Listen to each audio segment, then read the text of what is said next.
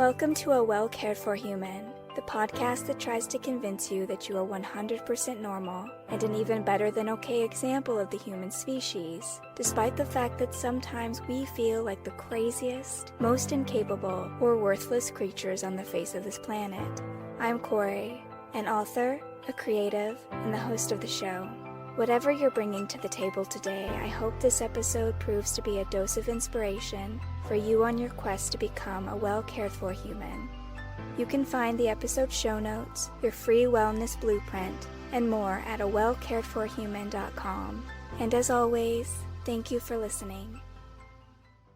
Hello humans, it's your host Kory, and today we're going to talk about imposter syndrome. You might have heard of this. It's a pretty popular term that's thrown around quite a bit, and I had someone ask me how I deal with imposter syndrome, which in fact triggered me. Because I was like, are you calling me an imposter? Because I also do struggle with imposter syndrome, and so I understood immediately why this person felt like it would be something that I could talk about, because it's absolutely true. A lot of people who have any kind of measure of success or they put themselves out there on a regular basis, they often encounter this imposter syndrome. And if you're not familiar with the term imposter syndrome, it usually is characterized by someone who is experiencing doubt about their accomplishment or their abilities or their talent or their skill.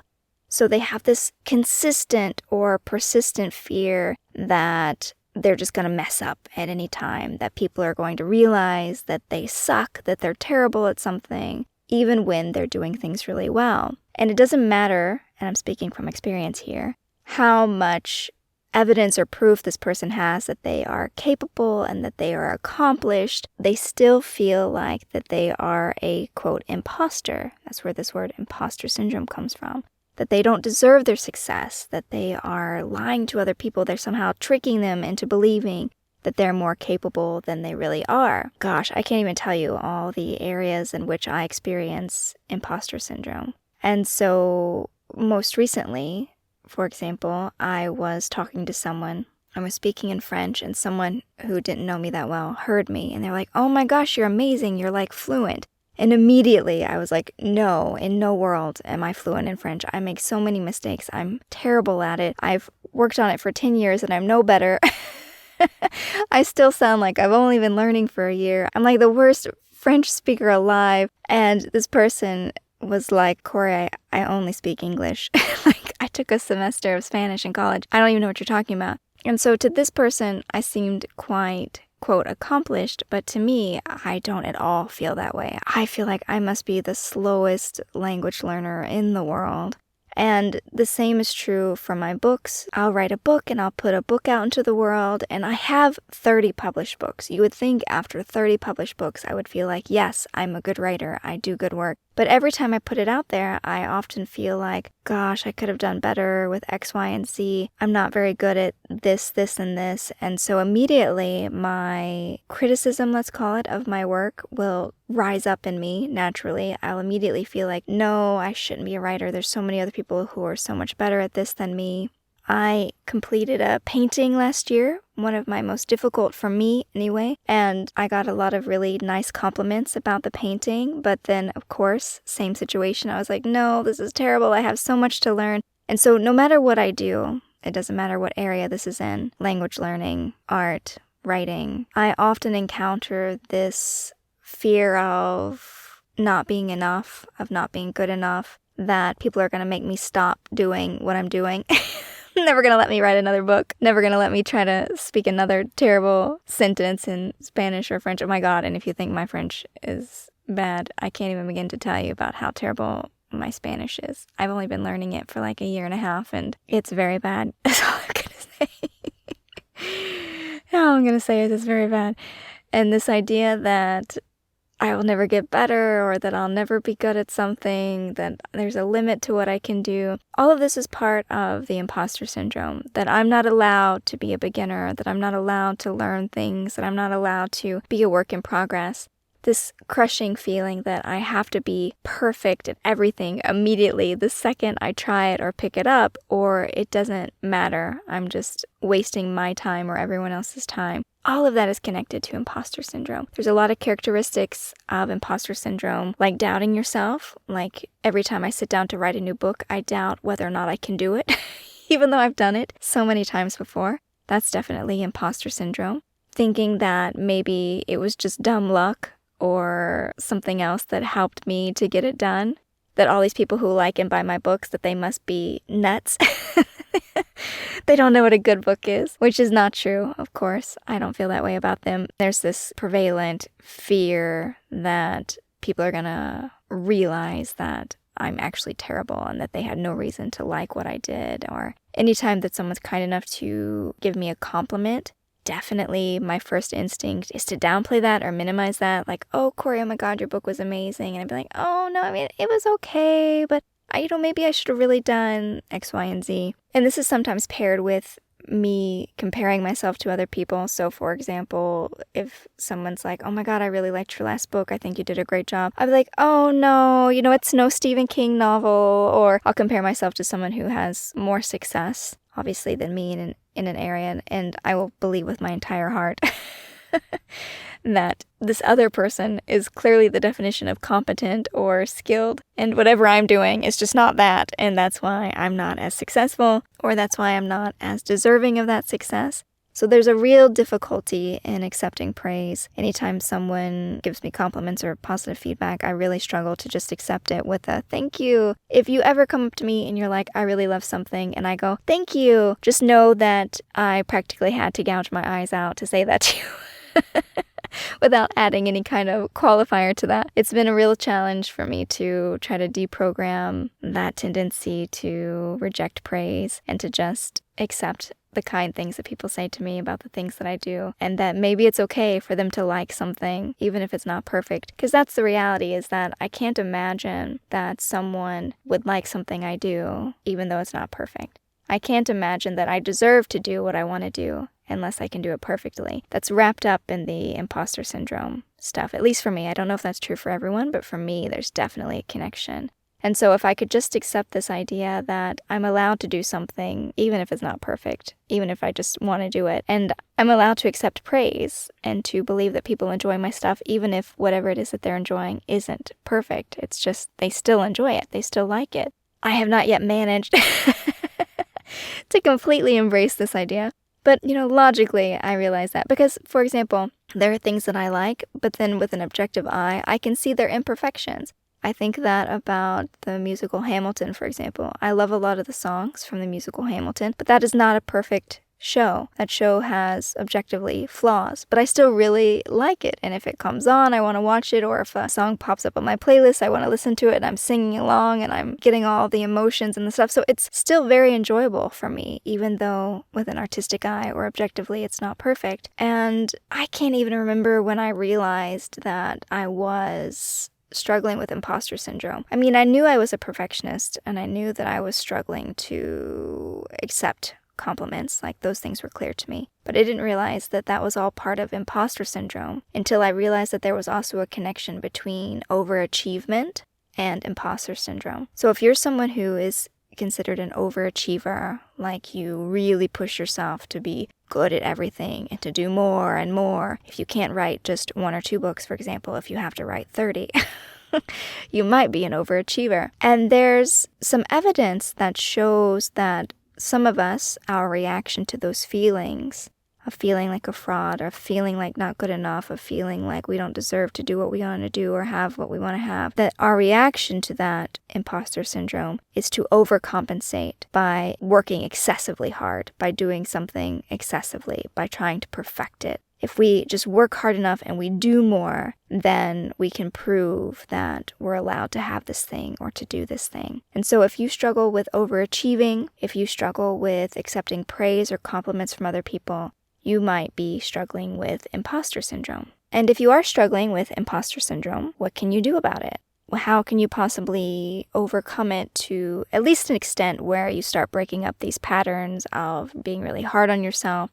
Or maybe you have a little bit more self-confidence about your abilities and belief in your deservingness to do the things that you want to do, even if they are done imperfectly. As with everything else that I have ever talked about on this show, it begins with acknowledging it and identifying that that is what you're struggling with, that you, in fact, do have imposter syndrome. And you can do that by my typical favorites: meditation, journaling, contemplation, anything you can do to get into your mind and look at what you're thinking about yourself, looking at what you're feeling when you do certain things or you encounter certain situations that might be like, aha, that is clearly imposter syndrome. Anything you can do to bring awareness, that would be very helpful in helping you to recognize that you're struggling with imposter syndrome. Also, I think it's really important for us to, like I mentioned last week, challenge any of these negative thoughts that we're having about ourselves. Our mind might be lying to us, telling us that we suck more than we do, or that we don't deserve to have this, or we'll never be good at it, or why are you even trying when there's actually good, skilled people out in the world who can do this better. Who are you to try to be a painter, to try to be a writer, to try to be an entrepreneur, to try to be a foreign language speaker, whatever. Multilingual. Polyglot is the word I'm looking for.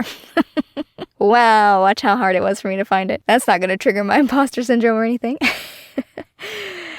Being a podcaster, I had to deal with imposter syndrome when I was thinking about launching this podcast. I had to really sit down and tell myself, you know, Kory, if you put this out there and it helps even one person, it will be worth it, even though on most days you feel like you have nothing of value to say or add to the world. So that was imposter syndrome trying to sabotage me even putting together this show. And then, of course, I had this friend.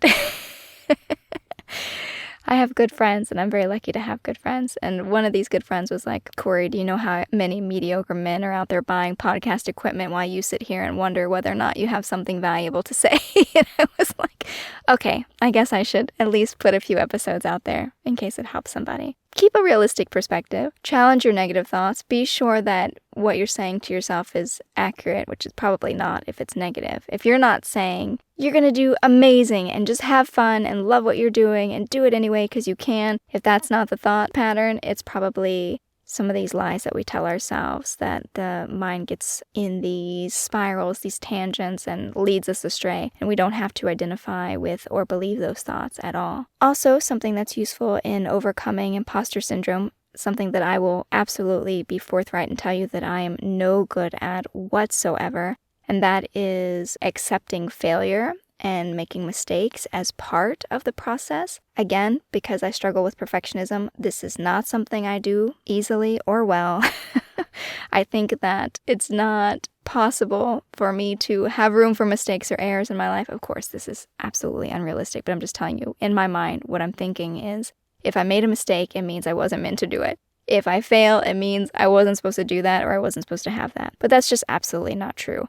People make mistakes. They fail even more than they succeed. So even these, quote, companies, for example, that we might admire, big companies who have changed the world, or these artists who have made really amazing works that we admire, or anyone we can think of that might be accomplished or inspiring, that person, I guarantee you, made 100 times more mistakes than they made successes. But it's really hard for us to recognize that because we feel like making mistakes or failing at something is a sign that we're wrong, that we're doing it all wrong, and that we should just stop. But that's not true. Failing and making mistakes means that we're moving in the right direction, and it can be really hard to recognize that. Again, me being the very first to tell you that I really struggle with that mindset issue, but it's true. I can recognize that it's true even though I don't feel it in my heart yet.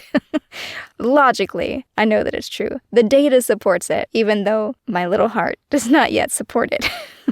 And there's lots of little exercises that I've seen people advertising on the internet, journals, things that you can try to help working through your imposter syndrome. I'm sure that there are 100 journals for sale online that you can find specifically catering to overcoming your imposter syndrome. I've also heard people who struggle with this talk about how they break things down into realistic goals, like they track their progress as they go, and then for each thing that they achieve, they celebrate it. So basically training yourself to recognize your success as success. Because I can't tell you how many times that I do something and I go right on to the next thing without even acknowledging that I did anything worth celebrating. My 30 books. Every time I finish writing a book, I should stop and celebrate that. I wrote another book. Writing another book is hard. It's months of my time and energy and effort put into something. But I can tell you that I've maybe celebrated 2 or 3, and that was with much effort and force.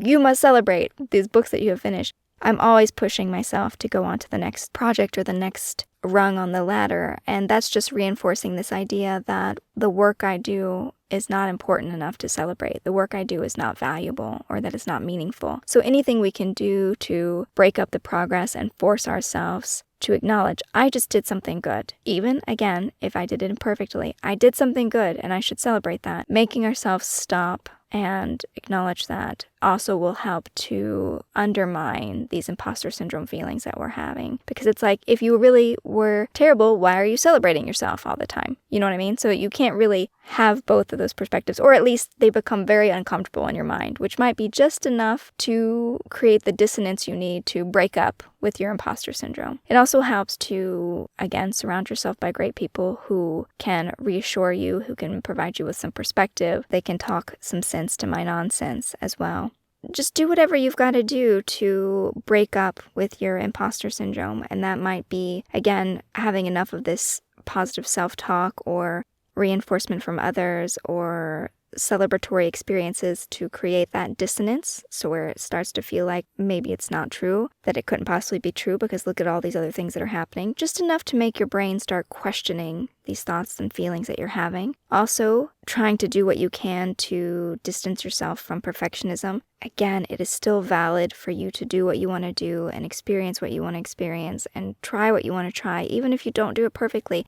I am sure that you can think of movies that you love or books that you love that you've read, that you can objectively look at those things and be like, those were not perfect. Like, there's this thing right here, or I skipped over this entire chapter because it was slow and boring. You know it's not perfect, but it still gives you immense joy. So obviously it's still valuable. It still has meaning and value to you. And so why can't you apply that same philosophy to your own work and to the things that you do? They don't have to be perfect. They can still be loved and enjoyed by yourself and other people, even if they are imperfect. That's what I want to send you out into the world thinking about this week. Can you maybe give yourself a break and just love doing what you're doing and giving yourself permission to do it imperfectly? And will that be enough to stop feeling like an imposter in your own life? Because how can you be an imposter in your own life? And that's it for today, dear human. I hope you found this episode useful.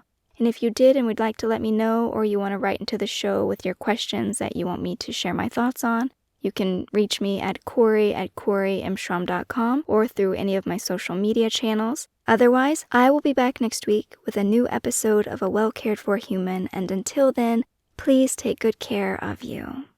This episode of A Well Cared For Human was written and produced by me, Kory Marie. The music was by Late Night Feeler and Esther Abrami. If you like what I'm doing here, please consider visiting my Patreon. For as little as $1 a month, you get early ad-free access to the episodes, as well as a monthly patrons-only Q&A, bonus videos, and more. Not to mention that your Patreon support lets me know that you find value in the show and want it to continue. You can find me on Patreon by visiting www.patreon.com/Kory Marie. If you can't support the show financially, that is okay. You can still subscribe to the show, leave a review of the show, and recommend the show to your friends, not just the neurotic ones. All of this helps so much. And as always, thank you for listening.